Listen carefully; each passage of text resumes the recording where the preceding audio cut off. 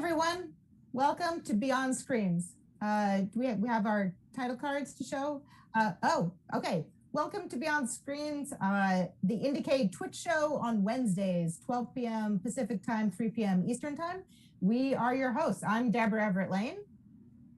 This is Greg Trefry. Say hi, Greg. Nick Fortunio. Hi, everybody.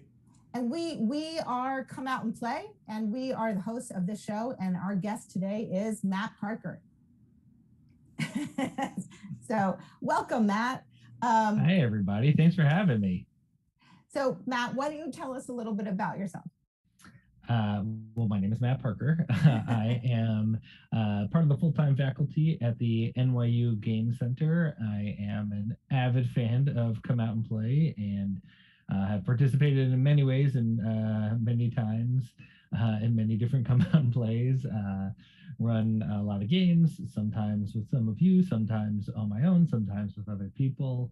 I tend to do a lot of work that tends to combine technology and live interaction. And I kind of like see technology as a way to enhance human interaction rather than something that should always be the focus of human interaction. And I am also one of the co-founders of something called the OpenAir Collective, which is a volunteer climate change collective focused on carbon removal, which is a big part of what we're going to be talking about today.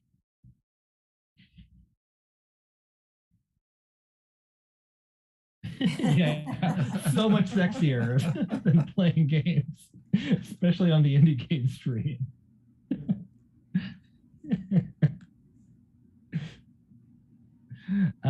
Yeah, I am really excited to talk about this with all of you because we're not just going to be talking about carbon dioxide removal. We're going to be talking about making a game about carbon dioxide removal that the OpenAir Collective is going to be putting on along with Carbon Dioxide Removal Advocacy Europe, or CRAE as they are known, at the COP26 for climate change that's going to be happening this coming November in Glasgow. So it's the big UN climate change festival that's going to be in Glasgow this coming November. And we want to make a game that is sort of making the people who are less aware or unaware of carbon removal understand what it is, why it's important, and why it's necessary, and hopefully convert some people to getting on board with it. So yeah, that's I'm excited to have the three of you get your big game, big games, brains. Is that right? On this and working with me on it. Yeah, and as Greg said, this is fun for us because usually in our shows we've been seeing finished products or demos or prototypes, and this is looking at it at the other end of the process, at the beginning of the process, and thinking about all of the design tactics, brainstorming tactics, thinking about the initial constraints and possibilities, and so that will be fun for us and a change for the audience.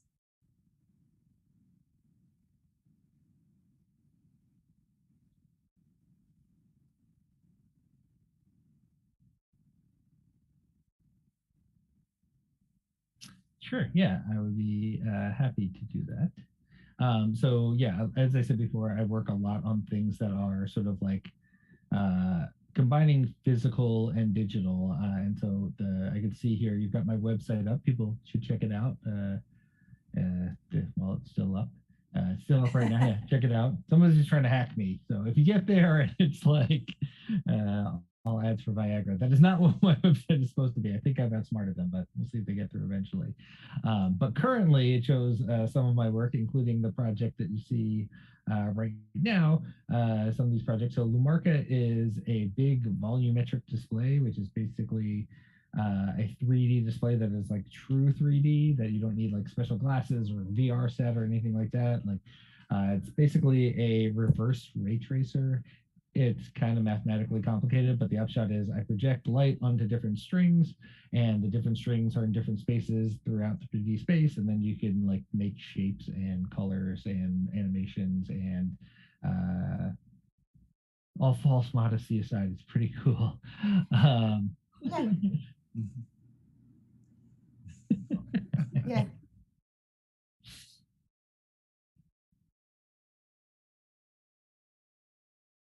I think So the largest one we've done in terms of density of strings is 1024, 10 like 1024 strings precisely aligned to a projector, which did you have that running at BAM at Technopolis one year? I did have that running Yeah. at BAM at Technopolis. The first year of Technopolis, actually, it was there. I had a big, like 10-foot cube version of it running at iBeam when I did a residency there. The largest one we ever did was like a 30-foot cube at the New Media Art Festival in Guadalajara, Mexico, called the Mod Festival or the Monitor Digital Festival. And that one was, I mean, that was like the best of times, the worst of times. Like making, we had like a week to create this like 30-foot interactive light display.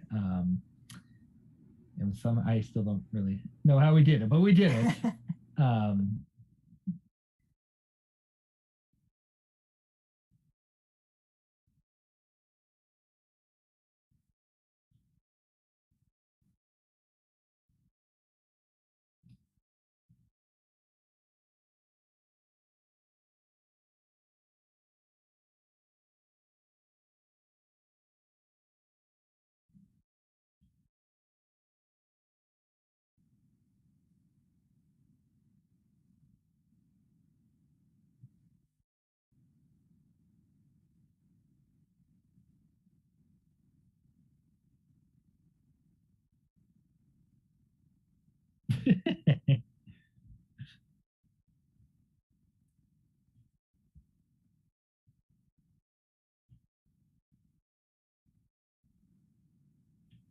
Yeah, it's definitely a huge pain in the ass.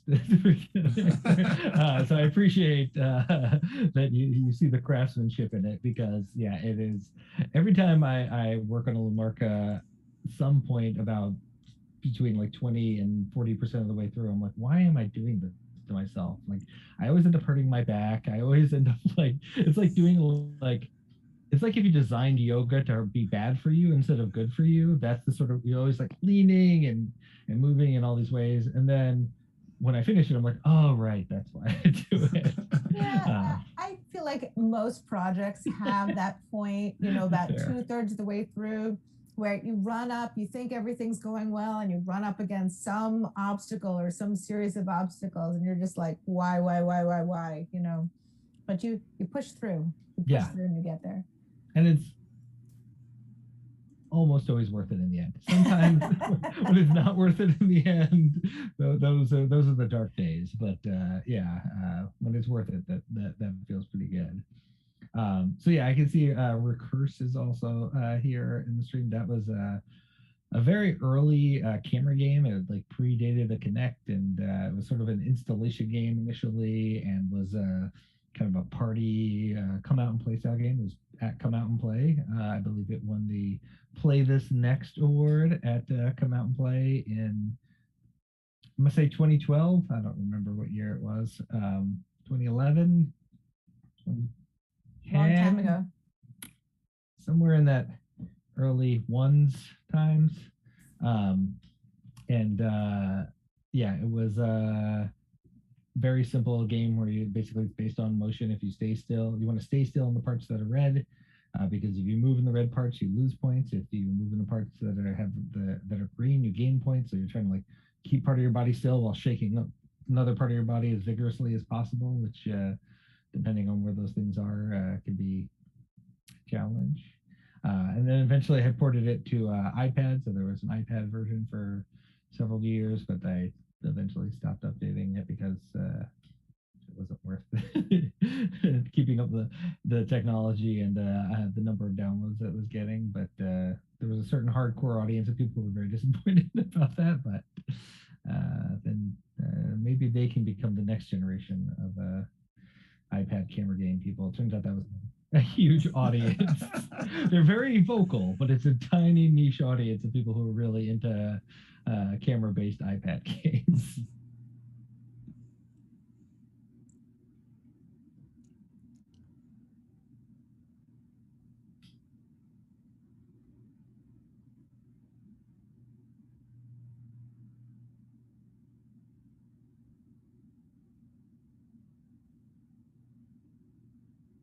Yeah, and the name Recurse, which was maybe not a great game for being on iOS, but made more sense as the installation game, was that when I wanted to have a game that had no input other than the camera, so, and I didn't want to have like gestures and things like that to try and like enter your initials for the high score. So if you got a high score, all it did was like capture a certain like a single frame of you playing the game, and then it would put that into scores list. So you didn't have to touch anything or do anything. It was just how you're playing, and so like people would see the high scores that people got other times and be like, oh, that person was standing closer to the screen, or really ended up happening was like, oh, that was three people playing at the same time. I should get two other people to play with me, or three other people to play with me, and then I'll get a high score. And it ended up being the sort of recursive way of people looking at how other people play to get high scores. You'd look at the high scores, and then you would use that to inform your play of how you got a high score. So well, I also think it has a really nice kind of performative aspect. And I, you know, if you don't mind me just talking about your work generally, I think a lot of the work you've done, yeah, no problem. I think a lot of the work I've seen you do at Come Out and Play has a really nice quality where the technology not only enables the players to play, but it creates like these very kind of bizarre emergent performances for other people, right? And so that even if you're not playing the game, or in some cases, and I'm thinking of things like We Are Dance Fights, you even the people who are very much not playing the game are actually the audience for this sort of emergent performance of physicality that the technology enables.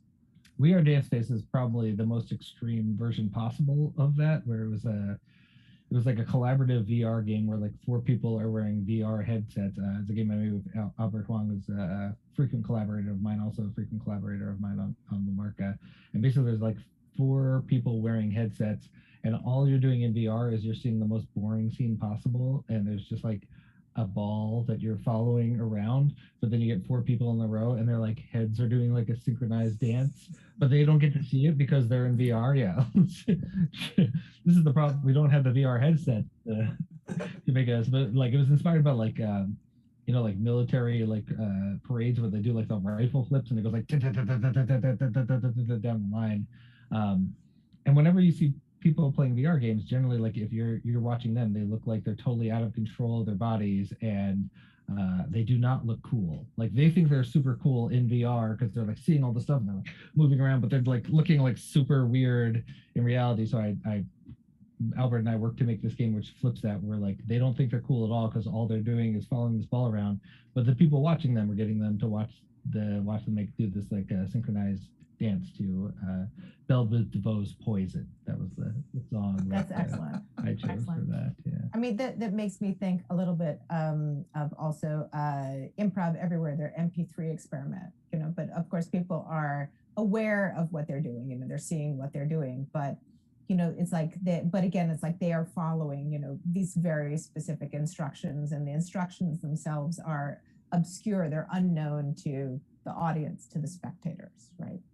Yeah, I think that sort of like using technology to referee or direct or those are sort of my favorite type of games where technology can facilitate play but not necessarily be the focus of play, especially for these sort of big game festivals and stuff. So Duello I see in this list as well as another game that was during my I went through a Old West phase.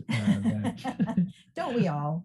Yeah, it's funny. Like someone was like, "Man, you're really into the Old West." I was like, "No, I'm not." And then they're like, "Well, you made," and they listed like 5 games in a row that I made that were all Old West. And I was like, "Okay, maybe Balloon Wrangler, Outrun." It was like, all right, yeah, maybe I just didn't see my own patterns until they were laid out before me by somebody else. And so yeah, that was a Connect hack. A weak hack game where you like wore a cowboy hat that had a sensor bar on it, and then the other people had like a Wii that was hooked up to a little pistol thing, and you had to like wait for there was projection mapping on the floor, and it told you when to shoot, and if you shot at the right time and you hit the person, you won. And so it was like the idea of like everyone who's ever seen an Old West movie thinks that they would be really good at a quick draw, but probably not. And I think this game proved it for many people that it is much harder than it looks. So if you went early, or if you didn't like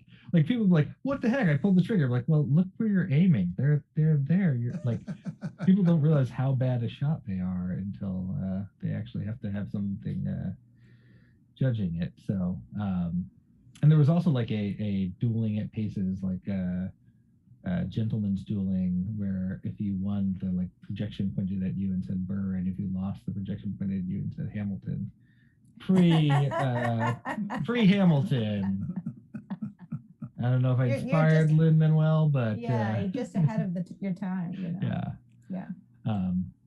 And then Wiz War was a game that is based on one of my favorite rock paper scissors variants, but I wanted to like make it bigger and turn-based and more of a spectacle. So there's a rock paper scissors variant where you can like shoot somebody else, shoot yourself, or shoot in the air. If you shoot yourself, you're dead unless somebody else is shooting you, in which case you live and they die. And basically, if you shoot in the air, you don't affect anybody. So if somebody shoots you, you die. And if you shoot somebody else, they die, unless they're shooting themselves, in which case you die. So it's pretty simple, and it's like a great way to play like a rock, paper, scissors variant with unlimited number of people, basically. But I wanted to like give it turns, and so like then I gave it this whole wizard theme instead of shooting, because I felt like I'd done enough games about shooting during my Old West phase. Yeah, it ends up being like several rounds of you like building up your wizard power, and you can either shoot fireballs at somebody, meditate to gain more fireballs, or reflect, where anybody who shoots you, the fireballs bounce back and hit them. But if you reflect and nobody shoots at you, you take mana burn and you take damage from that. So it's possible there's no winners where people mana burn themselves to death or both shoot each other with fireballs. So, yeah, that was a really fun game. Yes, my one game wizard phase. So yeah, I like to do a lot of games that use technology to make big games, to make people yell at each other and physically interact with each other, but the technology facilitates that kind of play.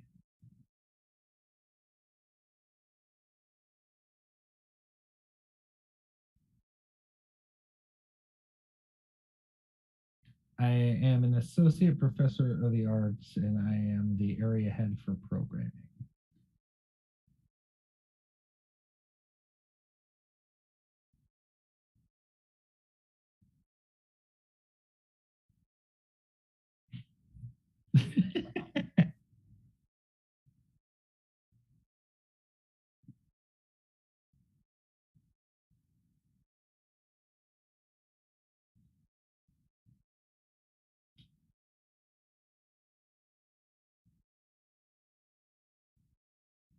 Yeah, so I have a class that Deborah and I do together. I don't know which direction Deborah is for the viewers at home, but from me. But there's a class at the NYU Game Center called Designing for Museums, and Deborah is our primary contact at the American Museum of Natural History, and it's a lot about it. A lot of it is the sort of work that I think a lot of people who are in the come out and play space, and I know the people on this call do for their professional work, which is about doing work for clients and trying to like facilitate fun experiences, sometimes educational, often educational, I'll say. And so that class is largely about designing games and playful experiences for the audience at the American Museum of Natural History, sometimes for people who are physically in the museum, sometimes for people who can't get to the museum, but we want them to be able to experience some of the content. Some of it bridges the gap. Sometimes it's you start in the museum, you take it away. And students have done everything for those classes, from basic card games to like ARGs where they're going around the museum during sleepovers. We obviously had to do substantial refactoring of that class the last couple of years during COVID times, but still there was like really interesting virtual field trips that were made, and games that were made for the museum's website. And some of those games are currently up there. There's a game where you get to control the Mars rover that's on the museum website. So I, as a game designer, I would say I made more games that were for clients that I've made that were like direct to consumer type of games that were like in the sort of like the App Store or Steam or something like that. Yeah, and so yeah, go ahead. So I was just gonna say, and also one of the things that's sort of like interesting about that class in relation to what we're going to talk about today is, so designing games for museums, you have to figure out what is the balance between the play and the educational piece of it. So because it's very easy to make something fun and it's easy to make something educational, but it's not always easy to make something that is fun and educational. And so that is always sort of like a challenge of the projects for that class and just designing for museums in general. It's like, how do you get across whatever the learning goals are, but in a way that doesn't just feel like it's didactic, right? Yeah, absolutely. Yeah, and I think as a designer, I know Matia Mayo, who is Greg's partner at Gigantic Mechanic, likes to talk about how in some ways he sees like designing for clients as like the purest form of game design, because you're not just like, when you're making, like, a lot of people like, oh, I want to make a game that I like, and it's like, well, then you're not thinking of the audience. And if you're designing for a client, you have to make it like, you have to make a game that works for somebody else. You have to like put your brain in somebody else's position and imagine the constraints that they're working with and try to make something that works for what they're doing. And so I find it very challenging and very rewarding to do these sort of client work games and games where you're designing things for specific, either for educations or for institutions or for specific types of events. And that's actually a big, motivator for having that class, is so that students can get some safe place to practice designing for a client, in this case, the Natural History Museum, where they can sort of understand, okay, this is like, they go through the whole cycle of brainstorming ideas, which we're going to be doing here shortly, and then pitching those ideas to the client, and then clients choosing the ideas they don't like and giving feedback on the ideas that they like and don't like, picking ideas. Some people get to make their ideas, some people don't get to make their ideas, and they have to join up with somebody else and work on somebody else's idea, which is also a big part of working in teams and being a game designer. And then sorry, go ahead. No, I was going to say, and also recognizing that the client is rarely, one person with one opinion, that it's also recognizing that when you're designing, designing with different audiences, meaning the client, the user, their clients may be multiple people, different audiences in mind, right? And figuring out how to balance all of that.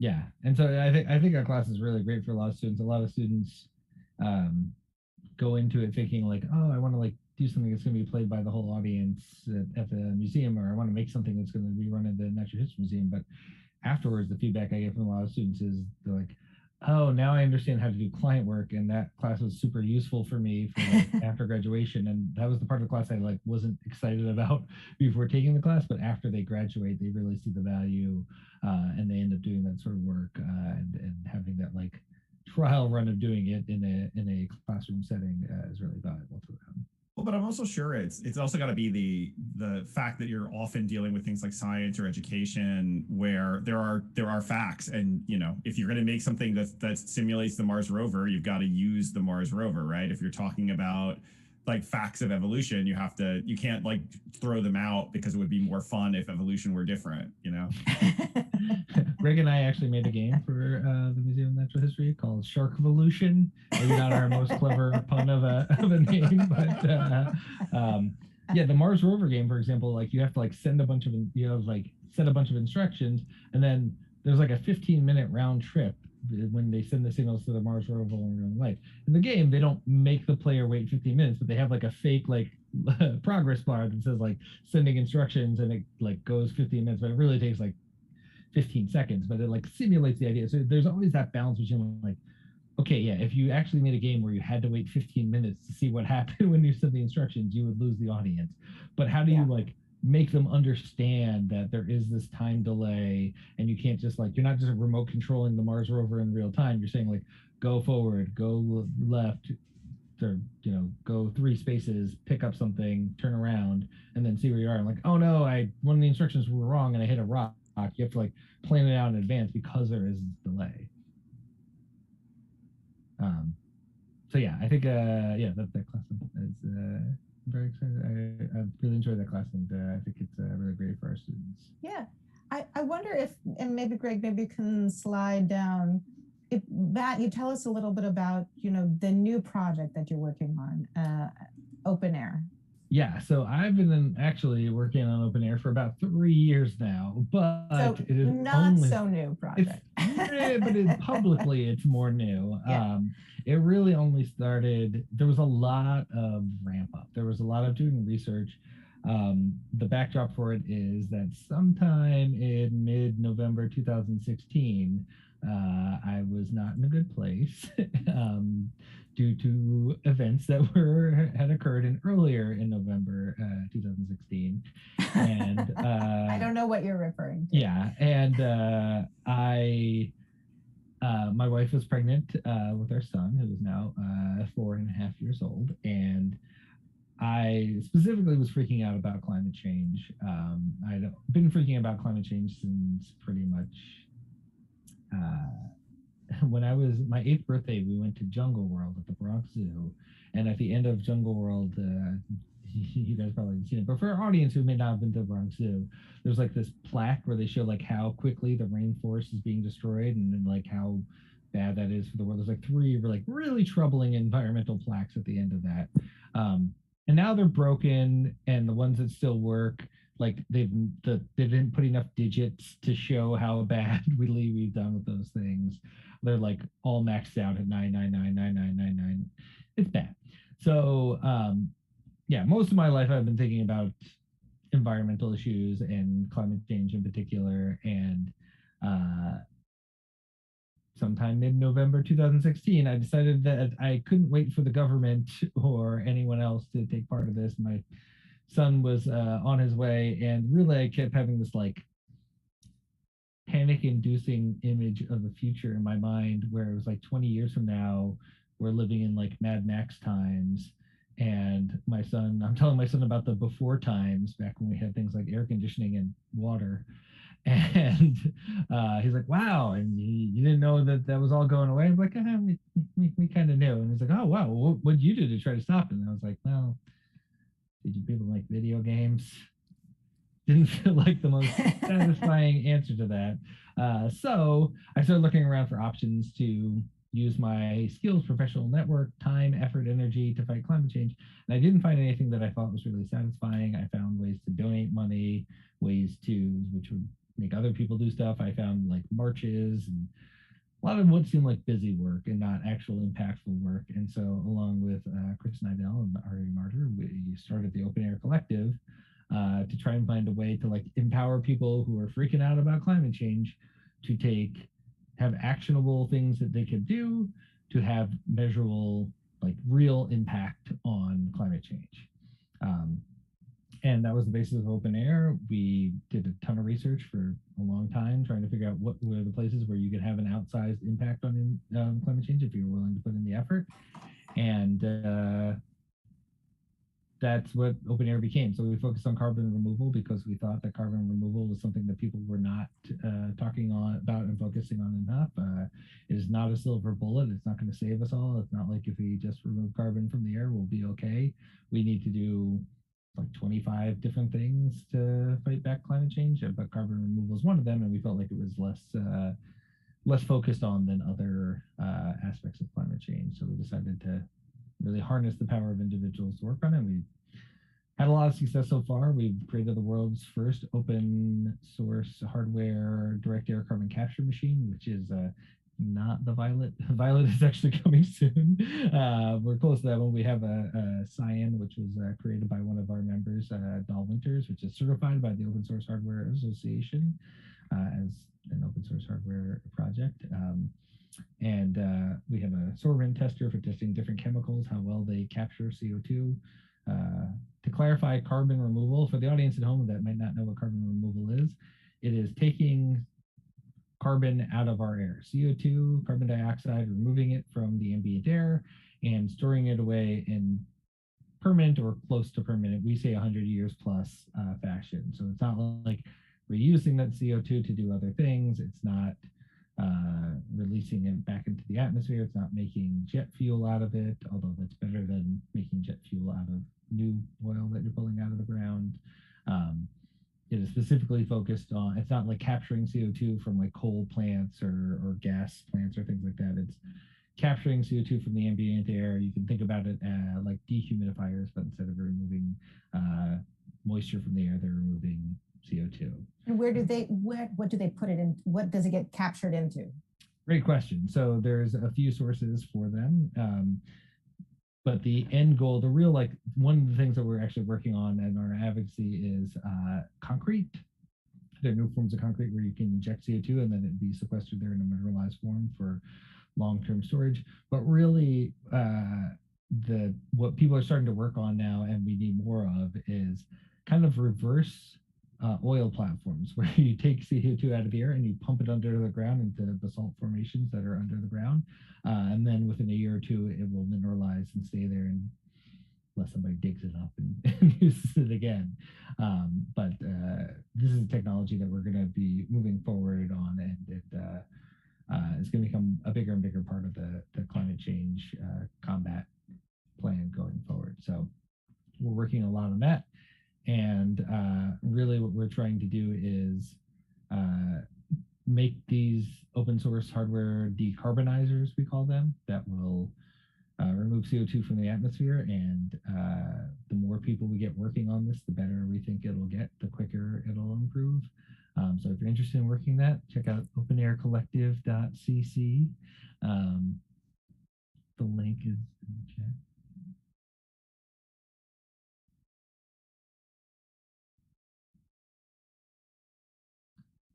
So yeah, so the way the cyan works is the air comes in, it is, I'm gonna get the chemistry on. I am not a chemistry guy. I'm just gonna be clear that there are plenty of chemistry experts in OpenAir. Not this guy, I'm a games guy, I'm a programmer, I do other things, community development. But basically you fill it up with hydrated lime, which when it comes in contact with the air, absorbs CO2 out of it. The CO2 bonds with it more strongly than it bonds with air, so it gets connected with this, and then you can use it to make concrete. The violet, with the other unit we're working on, that will capture CO2 in a gaseous form, and then you can use it for things like pumping it into greenhouses, where it can increase crop yield up to 20%, depending on what you're growing. And we're actually working on some legislation around that as well. So that's not permanent sequestering, but it is improving the technology and getting into more people's hands so that they can work on those things. Yes.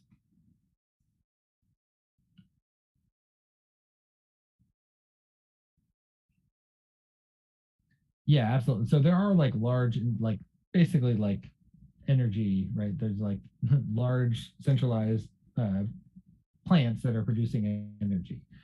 But as we move forward, there's going to be more people with solar panels on their roofs, more people capture, like, being part of the energy solution personally. Our goal is to sort of follow in the footsteps of the 3D printing industry, where you could always make things out of plastic for a long time. It wasn't until a small group of people started making these tiny at-home 3D printers that all these creative solutions and new avenues opened up, and that technology itself got better through the open source nature of it. So that's what we're hoping to do for direct air carbon capture, is get it so that you can get into the hands of the masses. They're going to figure out ways to make that technology better, more efficient, more cost less.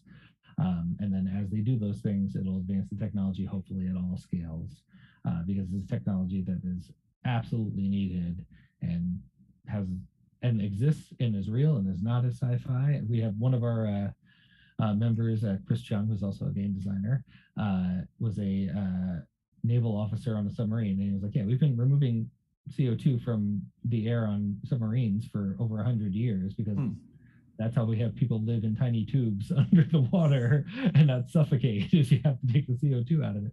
We just needed to like take that same sort of thinking and apply it to ambient air. Same thing with space travel, right? There's that scene in Apollo 13 where they're like, they dump those things out on the desk and they're like, okay, we need to figure out how to remove CO2. Yeah, use like more CO2 than we planned using this stuff. That's sort of what we're trying to do. And they did it. They all got back safe. So maybe we can also get the... Clearly you need Tom Hanks to help you with the problem. Yeah. Yeah. I think that was more who's the guy? Gary Sinise, I think, Gary would Sinise, really yeah. want to correct that problem. But yeah, so yeah, it's real. We just need to make it better as fast as we possibly can, and that's a big part of our hardware side of things. And the advocacy side of things is very much. We actually just got our first state bill passed in New York State, the low embodied carbon concrete leadership app. The New York State Low Embodied Carbon Carbon Concrete Leadership Act, or LECLA as we call it. That's catchy.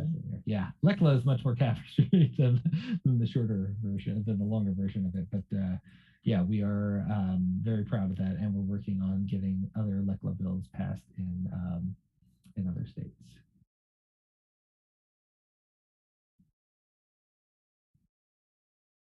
Yes, so let's get into some brainstorming. Let's storm some brains. Yes, yeah. Some thunderstorms of brain activity. So in concert with the Carbon Dioxide Removal Advocacy Europe, we are working on making a game for COP26. I should say that OpenAir is entirely a volunteer network, and everyone, including myself, who works on it is doing it on a volunteer basis. And now all of you, as of now, are working for OpenAir, helping design a game around carbon removal for the big UN climate change conference coming up in November in Glasgow, COP26. And we want to make a game for people who are not at the conference, but around the conference. For those of you in the stream who've been to IndieCade or GDC, you know, there's like a lot of people who come to like play games or be around a conference who don't actually attend the talks and aren't like in the industry, but they're excited and interested in what's going on. The same thing happens at these climate conferences, and so we are working on making a game for those people to raise the awareness of carbon dioxide removal, explain what it is, not primarily concerned with how it works because that can get a little complicated and technical, but explain why it's necessary is really important. And to sort of really remove the misunderstandings around it and show people that this is technology that we need to get behind and move forward. So we are going to, these are the learning goals. Thank you, Greg. Where, yeah, we have, like, we want to make sure that people who played this game have heard about carbon removal, know what it is, and I think similarly to that, know what it isn't, and know why it's important.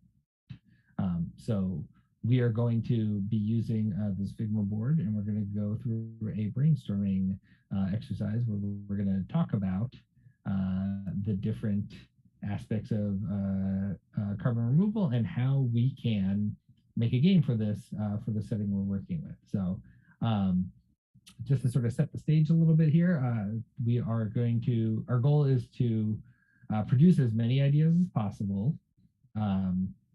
We want to keep an open mind and remember that everyone's ideas are valid. These are sort of like the steps that you can go through in terms of how to brainstorm around these things. We are going to have a phase later where we're going to sort of eliminate some of the ideas that don't work for what we're doing. But at first, when people are generating, our goal isn't like, it's not like I'm going to say like, hey, we should try this, and everyone's going to like, no, that doesn't make sense for these reasons. We're just going to leave it up there, and then there's going to be like a cutting stage where we get rid of the ideas that don't work as well as other ideas. Question. So we'll just like, yes, go ahead. Okay, so just because I like to think about the messaging, right? So I know that you have the learning goals here, you know, that they have heard, should have heard of carbon removal, know what it is and why it's important. But those are not the messages. Those are not the takeaway messages, right? So I'm going to be completely simplistic here. Would you say that the key takeaway messages are bad stuff is being added to the air, we need to take it out of the air, or else really bad stuff is going to happen to us? Like, yeah. Are those the key messages? Okay. Yeah, I think that we need to get rid of emissions in every way possible. So definitely, most people know and understand that reducing our carbon emissions down to zero or as close to zero as possible is crucial to us avoiding the worst consequences of climate change, which we're already seeing some of those consequences starting now. and we're not at zero. But the analogy that I did not come up with, what we like to use at OpenAir, is it's kind of like an oil spill in the sky. With an oil spill, you don't just stop the oil from spilling into the water. You also have to clean up the oil that has already spilled. You can't just we're going to reduce how much oil is spilled into the water until the point that there's no more oil spilled in the water, and then you leave a gulf full of oil. You have to also clean up that oil that's already gotten in there in order to save us. So we're at 415-ish parts per million CO2 in our atmosphere now. Pre-industrial times, that was about 280 parts per million. Depending on who you ask, some people have said 350 parts per million is where you can go to not really feel the impacts of climate change.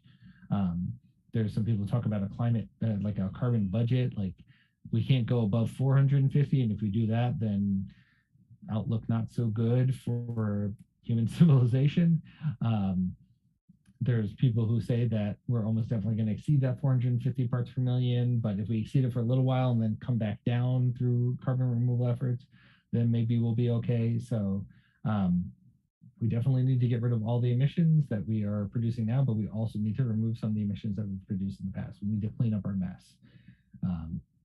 And this is sort of the responsibility of this is sort of personal politics, but the responsibility of the global north to clean up the mess that we've made for the world, and primarily the global south is the one that's feeling this. So the people who are paying the most for climate change right now are not the people who caused the problem. And so it is our responsibility to try to clean up that problem as much as possible.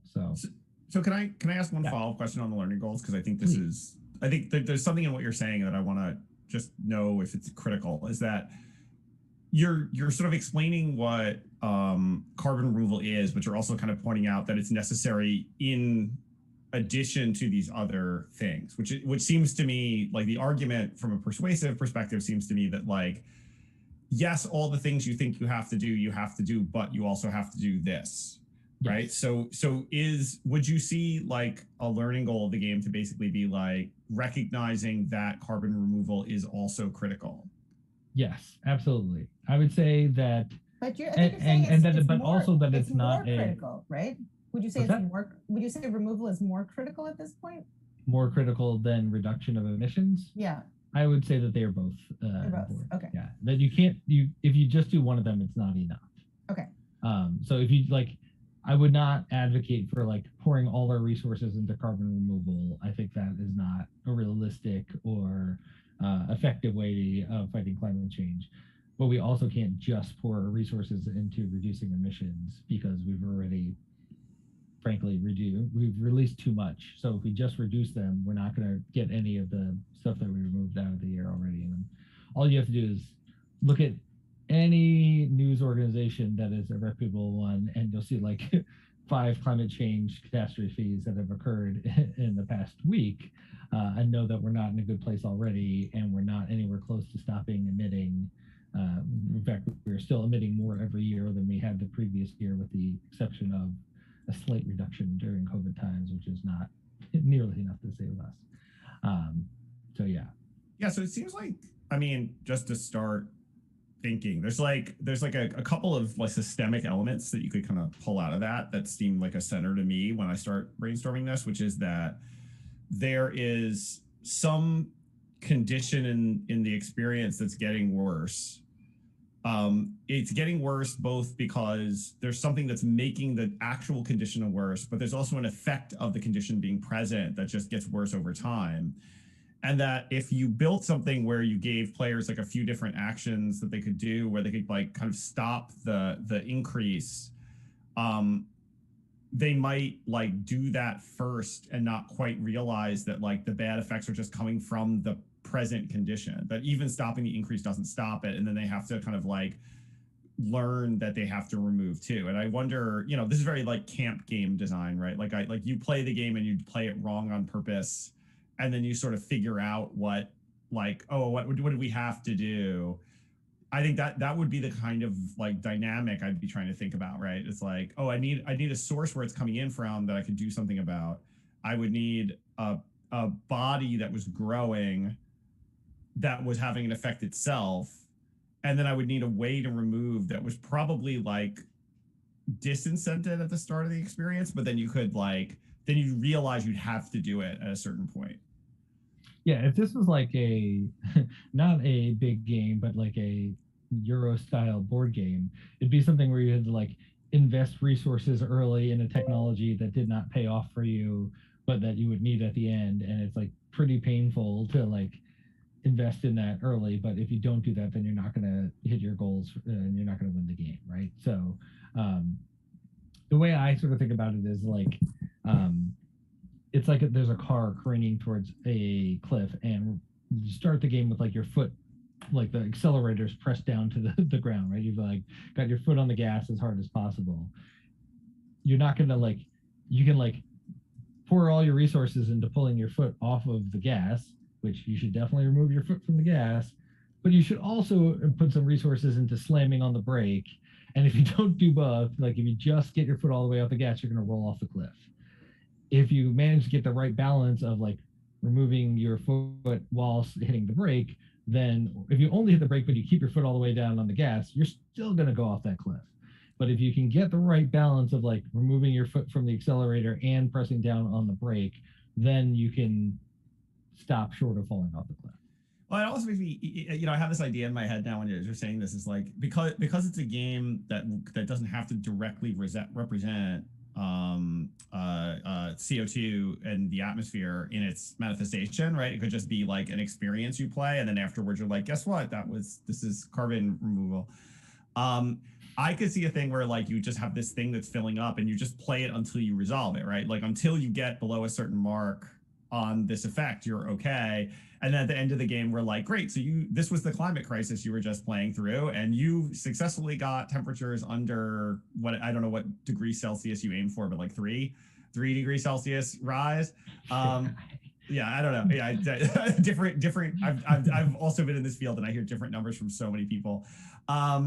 But like you got it there in 2,240.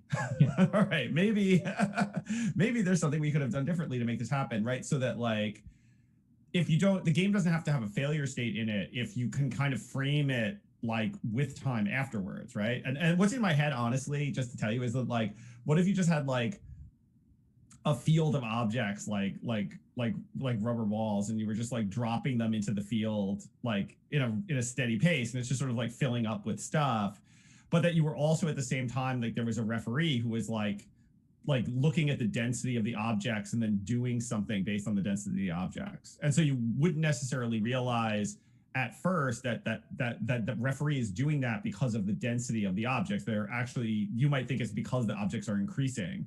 But even when you cut off the flow, you still see that person sort of ticking things up. Yeah, it's like based on. Go ahead. Oh no, you go ahead first, because I was going to build on Nick's idea.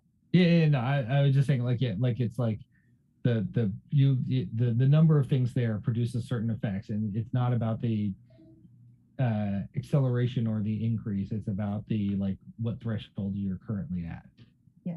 So I of course, and maybe this is because we're all from Come Out and Play, I also was thinking in terms of bouncy balls. But I think that there should be a fail state because I think that the stakes are high enough that there should be. And what I was thinking of was that if you have basically teams of people assigned to different tasks. And so one team of people, they are basically pushing out the emissions. So imagine that they have got like this big bunch of red balls, and they are putting it into something that is simulating the atmosphere, right? Like it's a big bucket or it's whatever it is, but they are constantly adding the red balls to it.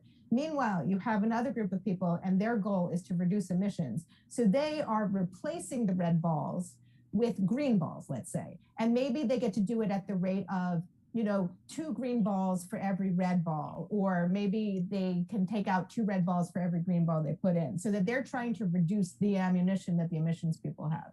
Meanwhile, then there's another group of people, and they're trying to get the balls out of whatever the bucket is that the emissions people are putting it in, right? But you have them sort of like unequally balanced so that the bucket with the emissions is piling up. And I just keep thinking about like at one of those splash playgrounds where you have the big bucket of water that eventually is going to like tip over, yeah, right? And that's the moment that you want to avoid happening, so that those people who are trying to like remove the equivalent of the emissions, right? So that there's like a rising urgency. And you totally have to play test it in order to figure out, you know, what is the right balance of how many emissions people versus emissions reduction people versus carbon capture people. But, you know, I'm imagining sort of like this sort of like massive exercise in, I think that there's some kind of like assembly line simulation at the Henry Ford Museum that uses a lot of balls, and it's just like so many balls in play, but it gives you a sense of sort of like the massiveness of the project, while also being very simplified in the sense of something bad goes in, you want to either replace that before it goes in, right? Or you want to take it out after it goes in, before everything tips over. Like that was what I was thinking of. I'm adding, so I just tried my best to real time write up as you were talking there as one of the concepts on the Figma for us. I do love the idea of, I guess I'm not supposed to critique now as per our, but I'm not, this is a positive, so I think it's okay. I'm not like eliminating an idea. There will be a stage later where maybe we eliminate ideas. And feel free to adjust any of the things that I said there. I love the idea of the big splash, right? Like you're like, because that is like one of the things I really want to get out of this is the spectacle, right? So if you have something where like people are putting balls into this big thing, and then like it's like swaying, and then there's like, oh no, you screwed up. we didn't prevent climate change, and then it spills over, and there's just like a million balls bouncing all over the place. That's a really exciting visual, I think, for people to get really excited about.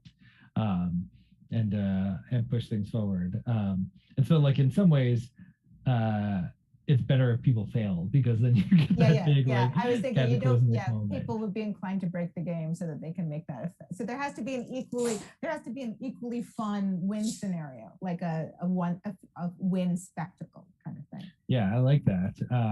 I like that idea. Okay, so I think now what I'm going to do is, so part of the brainstorming, the way we're doing this brainstorming exercise is that I am going to introduce constraints every once in a while to sort of like limit our ideas. These are not constraints that we necessarily will face, but they are constraints that are possible. And I've taken so this is a fake card for the audience. This is not a real constraint that we are going to be dealing with, but it is a constraint that I have dealt with when making big games.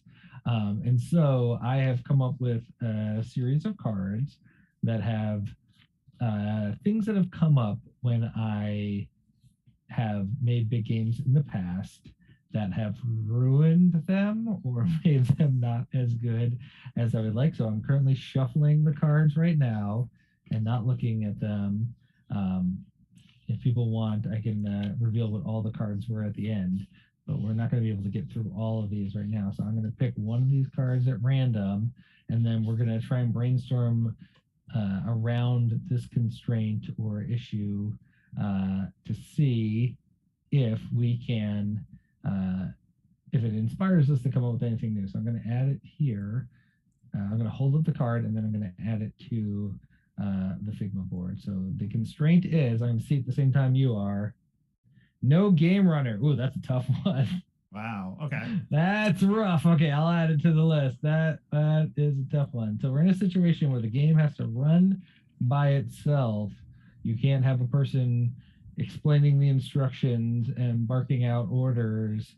People have to be able to like see the game and figure out what they're supposed to do enough that they can have a good experience with it without a person. I think of that, like the person who pops into my head for that is Pete Vigilant, is like the person explaining to everybody how the game works. There's no Pete for this game. Okay, so I'm starting a 10-minute timer for us to brainstorm around that constraint. Okay, Yeah, so there's two things. There's two kind of ways I think you can get around that. The first is that the game, every role in the game is being played by somebody, which I think could be somewhat fulfilled by the concept that's already here, which is that like, okay, if you need emissions and you need like someone removing emissions, then you don't need the system to add emissions. You could just have a player base add the emissions. Then it'd have to be competitive. So that would be a kind of thing where like you incent a bunch of players to like add something into the system quickly, and then you incent those players to put it back. I think the problem with that is just like, I don't want to get too like nuts and bolts, but like it's the reset problem, right? Like if you just like dropped a bunch of balls on the field, like who puts them away if there's no game runner, right?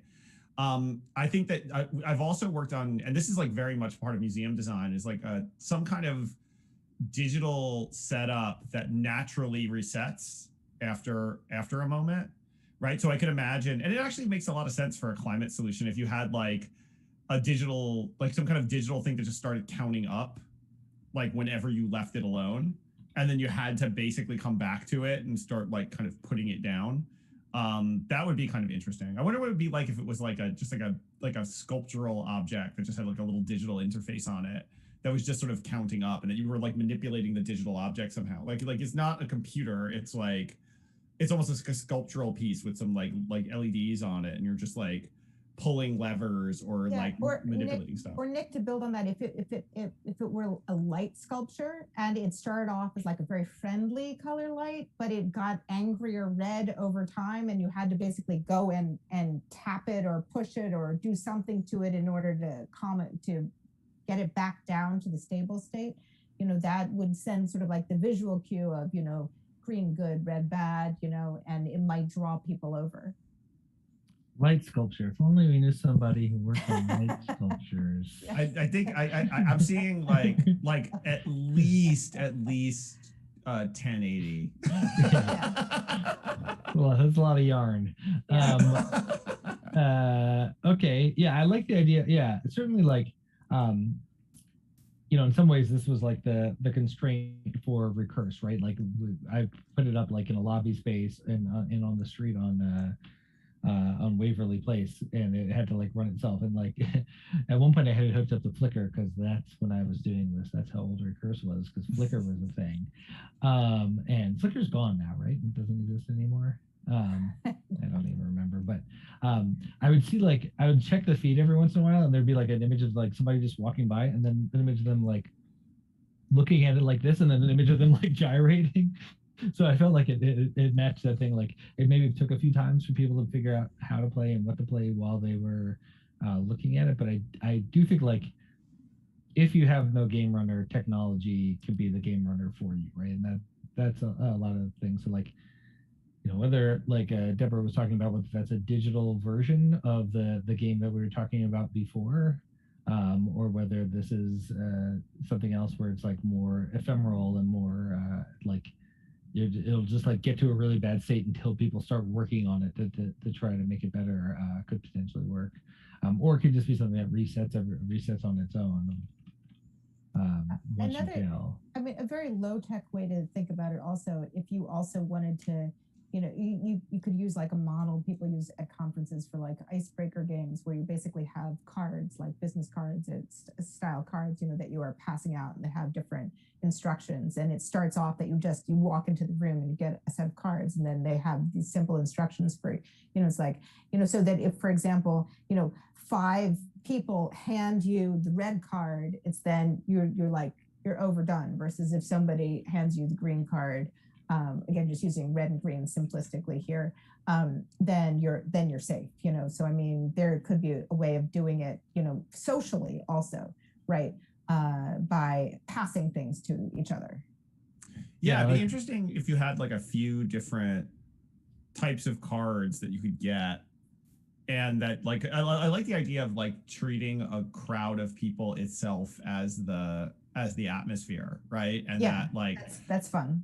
And then there's like you have some like very simple rule, like where you I'm just thinking like simple business card kind of game. It's like, all right, you have a certain number of cards, pass these cards to other people, like distribute them out. And there's some basic, very simple rule how you do it. But if you get too many of the cards, you sort of switch to being like over, you're over CO2'd, and you put a pin up. You show this pin that's like, I can't take any more, right? And if the room gets too full of that, then no one can act anymore. But then someone else can take like this sort of carbon removal step, which is like to actually take cards away from people, right? Yeah. It's not stopping people from getting those cards. It's like actually taking cards away. And so there's some like very simple synthesis action that you could actually watch, especially at stuff like pins. That could be kind of cool, because then you could actually watch this like color change happen over a crowd over time, where the whole crowd gets red and then the whole crowd gets green. Yeah, that would be fun. That'd be the fun. tech part of me is thinking blinky like LEDs or something like that, but that might be, well, we're not eliminating ideas, so I'm going to add that. I like eliminate. blinky LEDs that just turn like that just go solid after a certain point, right? Yeah. If you were going to do it that way, I would have it. Then it should be like, the thing in Logan's Run where it changes color depending upon what your age is. And it should change, the blinky LED should change color depending upon the accumulation of emissions, either for you personally or for the room as a whole. Like, if all of a sudden, if everybody is wearing it and everybody starts out green and everyone's feeling good, right? And then over time, more and more people start to go red, then that would create a little, it's good to create a little sense of sort of like urgency and panic for a game like this, right? Yeah, and if everybody goes red, the game is over. Yeah. As time goes on, more and more people turn red. But if you do so you want to slow down the progress of people turning red, but you also want to be able to reverse the people who have already turned red. Yeah. Which is harder than keeping more people from turning red, but your goal is to have as many people green at the end as possible. I like between sort of like the idea of sort of externalizing it as balls or internalizing it as something on you. It's like as much as one can, try, in many of the things that I design, I'm thinking about how do you make it a social game? How do you increase empathy? It's like as much as you can develop empathy for carbon, right? But it does sort of put you into that position. It really makes it very personal then. Yeah, the sort of, what is that game called? Cruel to Be Kind? Who was that? Was that? Jay McGonigal and Ian Bogost. Yeah. Yeah, it sort of makes me think of that, where it's like, you have this thing where there's a flow of things moving in a certain direction, and then, but this has an aspect where you can stop that flow from becoming overwhelming, which is a little bit different. Yeah, I think that's really interesting.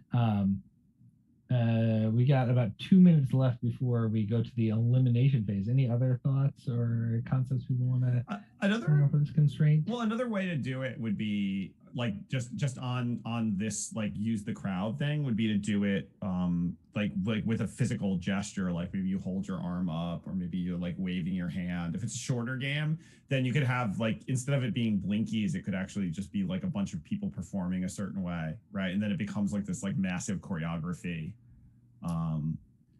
Yeah, and you could come up with a nice. Make it the better.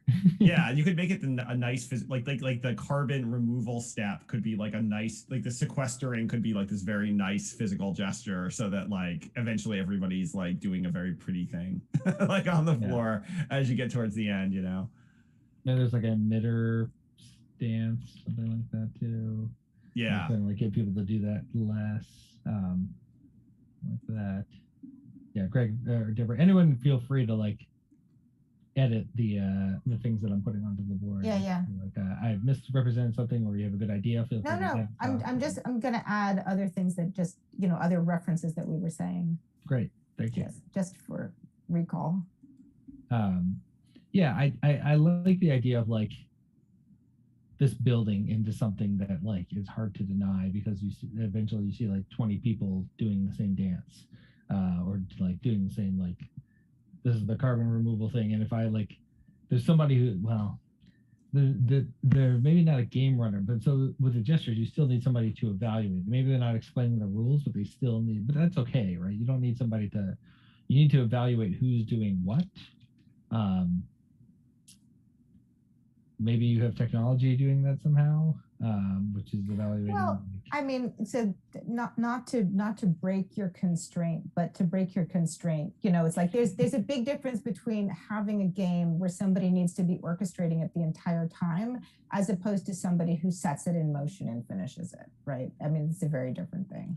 Yeah, but it's also thinking of Zimmerman and Posse's Starry Heavens, Starry Night.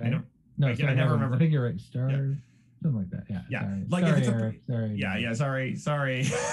I never remember which one it is. If it's a game that sort of exists as a set of rules or as an object that doesn't end, it just flows, then if you had something like, oh, the lights just get to a certain state, or the movement gets to a certain state, or the cards are just distributed, the game just tells you like, oh, if you can't make any more moves, the game is over, leave. Like you don't have to worry about whether like people actually like police. It doesn't have to be perfectly policed, because if people just perceive that they can't keep going, they'll just stop and then they walk out. But then the game just starts to reset its state every time, because the rules kick people back into it every time, right? So it has this like, what I think is nice about these kind of like persistent games is that like that basically it can just flow to a completion state that's a win, or flow to a completion state that's a loss, without you ever actually recording anything. It's just players leave, right? And if they leave with a win, they know they won. If they leave with a loss, they know they lost. You just need to have some kind of outro instructional material that's like what you just did. That's the biggest thing I think about having a game runner, is there has to be some outro material that's like, what you just did is an emulation of climate change, and like what carbon removal does in climate change. Right. So I mean, that could be like a mobile web page that was like the thing that was prompting you to play it, and then on that is the information. So we did just hit the timer. So now we're going to switch to the cutting aspect of this. So there's a cutting floor segment to our Figma board. So I'm going to ask Greg because Greg didn't, these weren't his ideas. So I want you to pick some ideas to cut, things that you don't think work as well. Yeah. Put you on the spot, bud.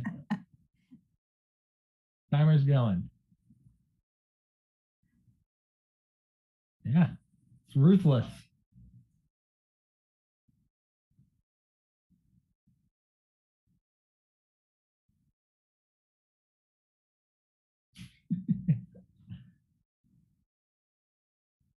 That's part of the reason why I put you on the spot here.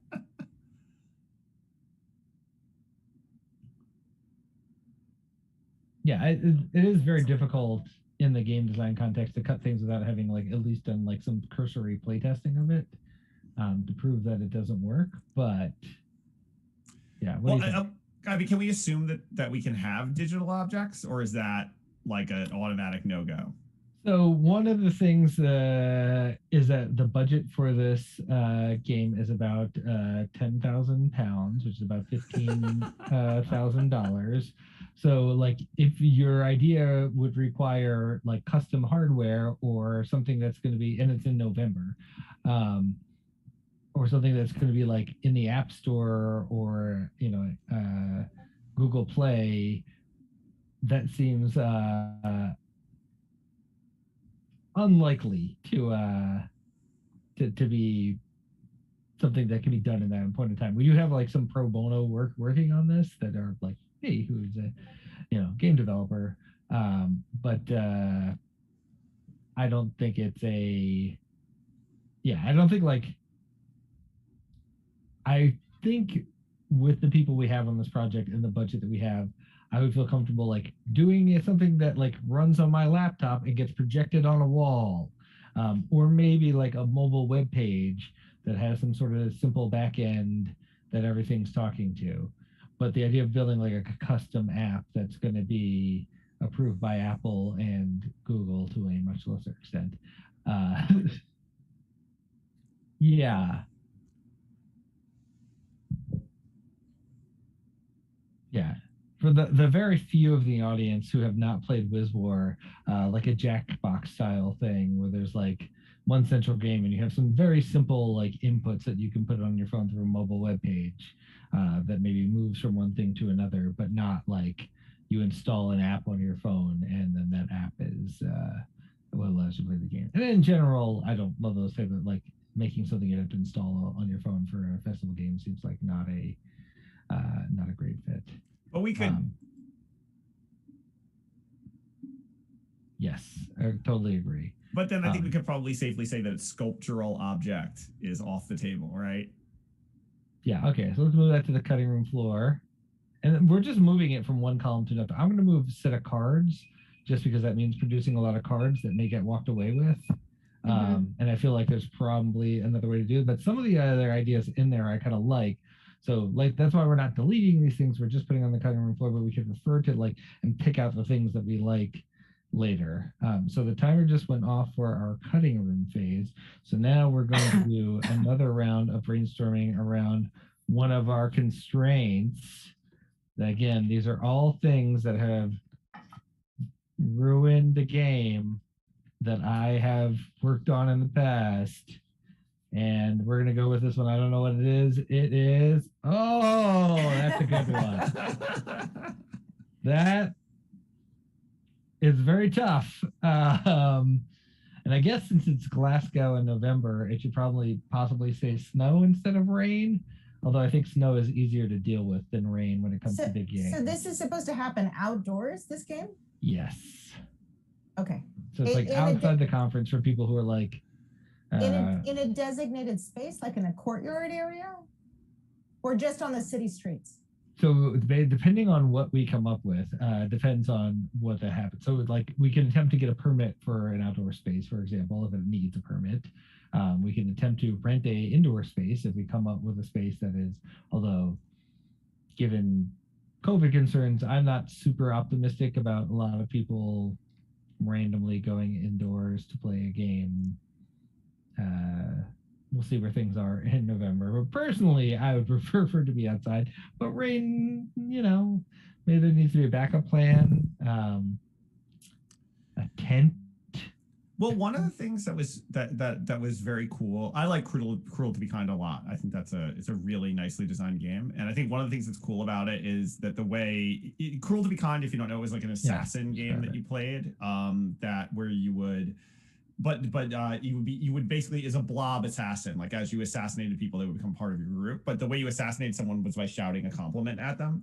And there were certain kinds of compliments you had to shout. But what was nice about that as a mechanic is that you didn't have to actually like really encounter people. You could just sort of like see them and like shout at them from a distance and like hit them.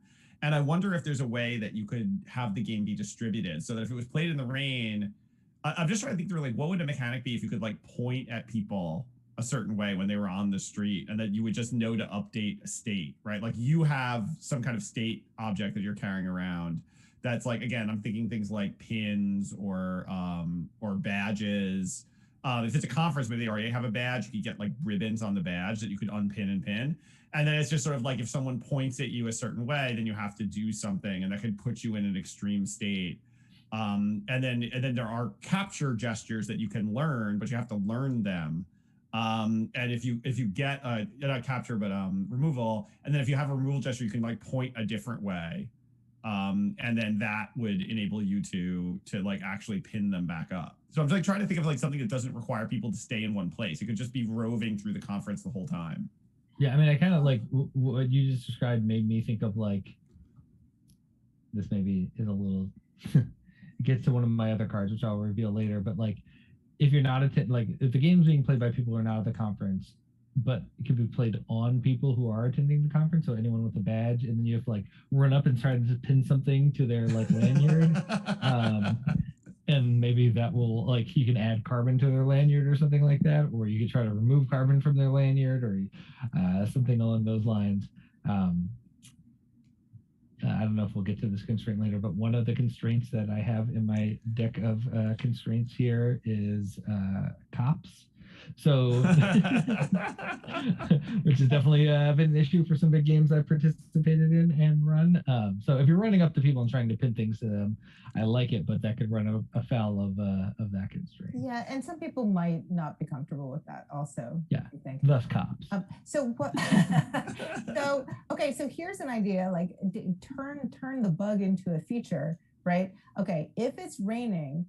What if the game board were actually a sequence of tents, right? And people needed to go into them, but only so many people can fit in them, which is sort of then the metaphor for how much emissions, how much carbon can fit in the atmosphere. You have to eventually remove them because you cannot, not that the tent would necessarily fall over, but you could do something with bodies, again, stand in for emissions and for carbon in the atmosphere and use the tent as the container. I like that. Where people get like, the tank gets saturated. The tank gets oversaturated. Yeah, and then you have to remove you have to remove the carbon, remove the people from the tent, or move them to another place, right? Yeah, I can see something where like there's somebody who's like in charge of like releasing people. Like there's a line of people to play the game, right? And those people are carbon. And like there's like you get to play the game in different stages. One of them is like the line is actually part of the game where you're like, okay, I'm releasing 3 people every time, and then somebody comes over and does something, and like if they do it correctly, you go down to 2 people every time. That's reducing emissions. And then there's somebody else who's got to do certain tasks, and then they get to remove people from the tents. And then like there's people who are playing those roles, and then there's people who are just acting as carbon, and the people who are acting as carbon next time they get to be the roles that are either reducing emissions or removing carbon. I like that a lot. And then actually, Nick, that comes back to what you were saying about sort of like the choreographed dance, because then you have sort of like these movements of people that are, you know, sort of taking advantage of what's already happening, you know, people in a line or people sheltering from the rain, and it turns it into sort of like a performance and a metaphor for carbon removal. Yeah, and in some ways, what I like about this idea, which is also maybe a problem that we'll talk about later, but it works better in the rain. Like if you provide tents for people to stand under while it's raining, they'll be like, oh, here's a place to like get out of the rain. And you're like, haha, you're in a game now. This tent is only for people who are playing the game. Yeah. And then they're like required to play the game, and they have to go through this experience. And maybe there's like a tent at the end where they can huddle. But I like that idea a lot of like using the tent as like a sort of analogy for like the capacity to hold people. And then like if you like that idea, you know, and it's because it starts as an adaptation for rain, then you have to think about like, okay, it's a nice day. How do you get people in the tent? Right. So you have to put something. That's the flip side. Yeah, you have to put something in the tent that's going to draw them into the tent. Candy. Yeah, candy, definitely candy. Carbon. Or it's Glasgow haggis, but haggis. Yeah. I've had haggis. It's not great. Pretty much what you'd expect. I've actually been to Glasgow before. Yeah, I like that idea a lot. Okay, another idea for what we do if it's raining. Anyone got a? I mean, the other good, you know, like sort of distance mechanic, just to mention it, that gets used. It's sometimes when you play Assassin in a college, you use this because you can't run around with a water gun or a Nerf gun. Is that it's just like showing an image or showing like something you could hide, right? Like so like an example might be that like you might carry a mirror and you assassinate the person that you're trying to assassinate by like showing them the mirror. So it could be that you give people an object, and then as they're having normal social interactions, they can just like kind of flash that object at somebody, and that is the indication that they've been interacted with. And so you don't have to have any like touch or communication beyond that. And so people could do it as just like walking past each other. There's a lot of self-policing in it, but I think it's the kind of setting where I think that self-policing works, because people who won't play a game at a conference just won't play. They'll just ignore you when you try to play with them. So I think you actually, ironically, I'm curious how everybody feels about this. Like my belief is that conference games can actually get away with a lot more self-policing because the people who won't be policed just don't play. Like anybody who won't engage. Yeah, like the people who engage really do engage. I might modify that instead of giving them an object, just so you're not giving people a lot of object. Like you have to take a picture of them with your phone or something like that. Oh yeah, yeah. The picture of the two, like with them, you can see them and yourself or something like that. But yeah, I like that.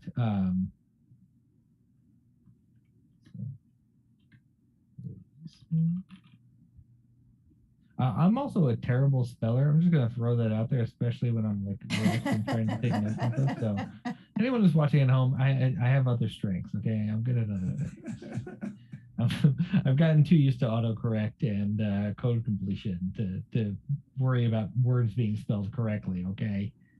I mean, if you were to do some simple web thing, it'd be kind of neat if you had your own. I'm just thinking about this. If you had your own picture on a web page, it was a web page that was just uploading pictures of people who took selfies to play the game, and that somehow, I have no idea how this relates to any concept, but like somehow there were like filters you could put over the photos that were like how much carbon you had on you, and there was a way to capture carbon off of the images. So that was like, it was much less like a crowd of people in a particular place, and it was more like there's a site where you can see everyone who's playing, and you can see how much carbon they have on them, and then you could do some kind of removal step.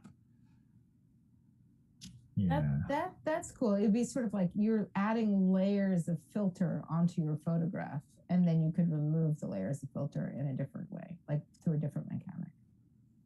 Yeah, it's like how it's like one of my favorite little serious things is in the board game Power Grid, which has nothing to do with it's just about sending power to places.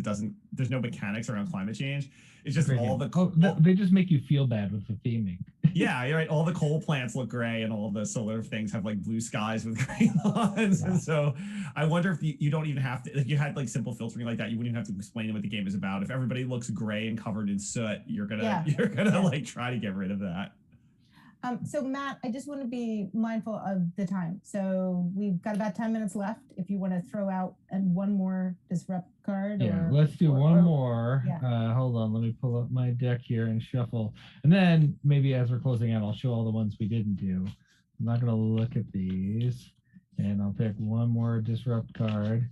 And, oh wait, I put the rain one back in there. I'm going to take that one out. We don't want that one again.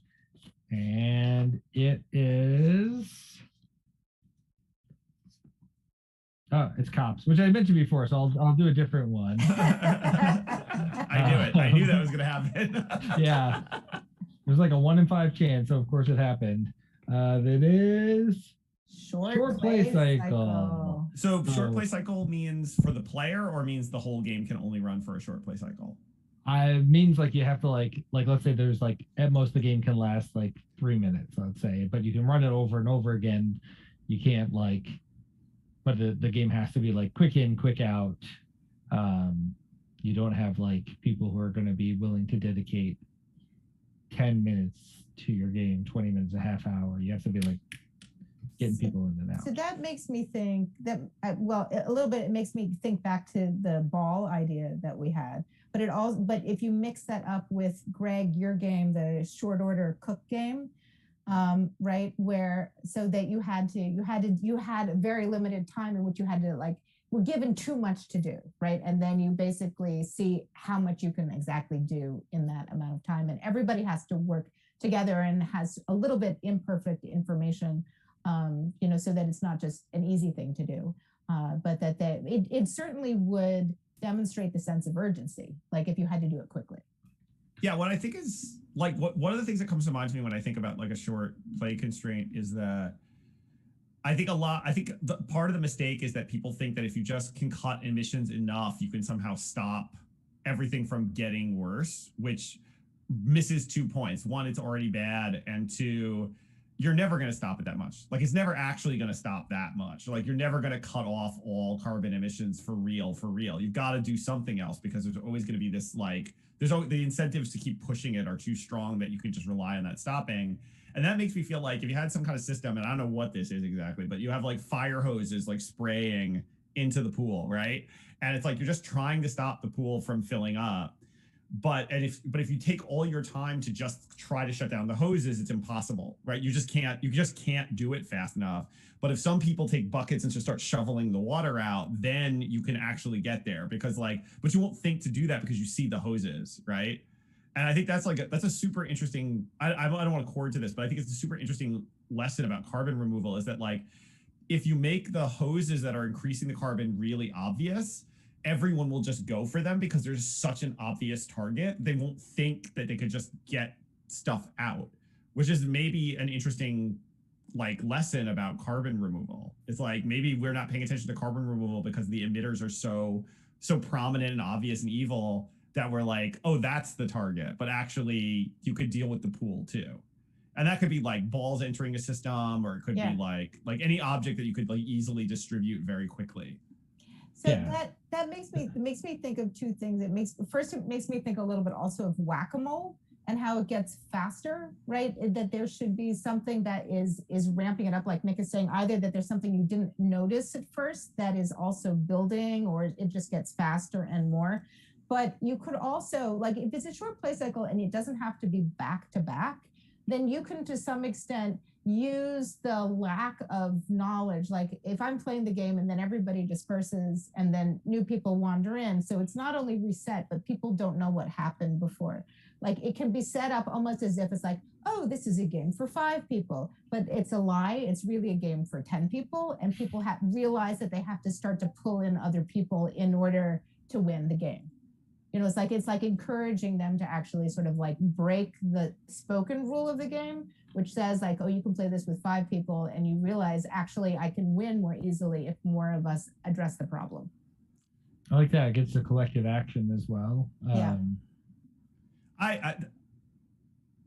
No, go ahead, Greg.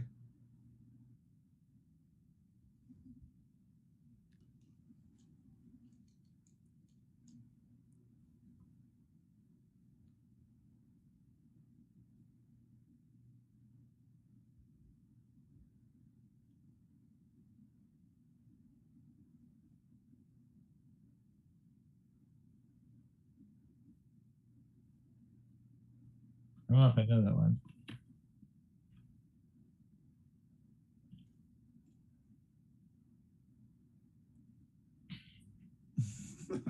I do remember this game now. Now that you say it, yeah.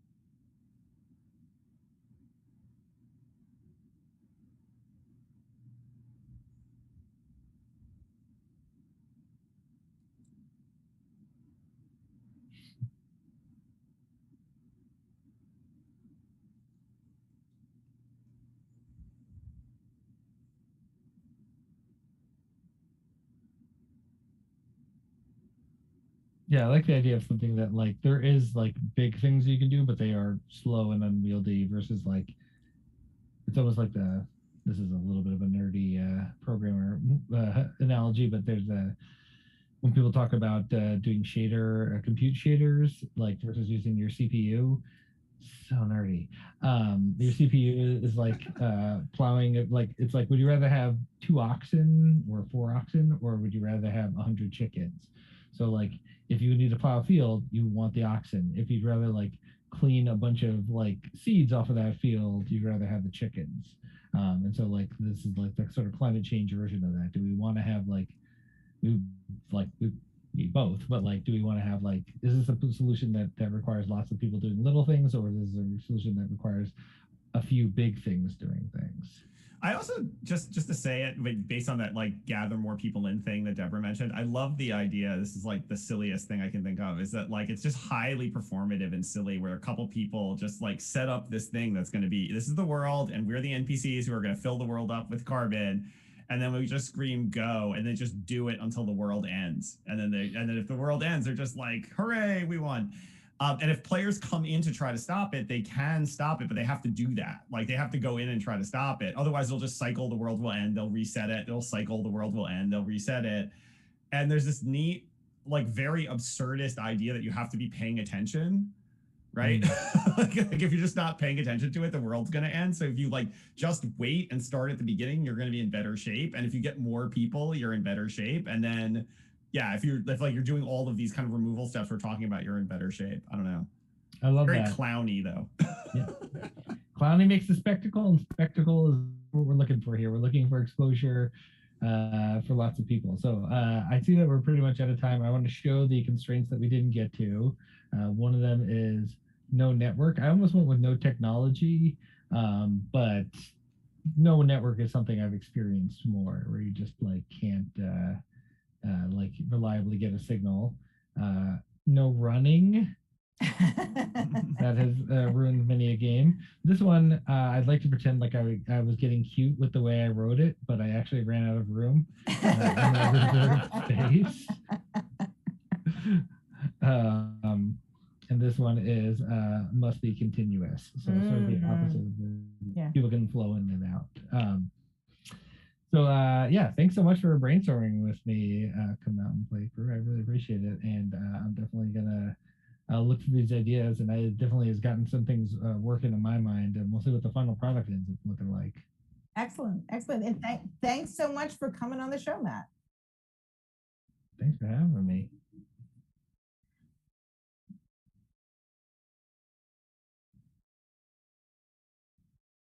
Oh, I don't have the card. You have to read it, Greg.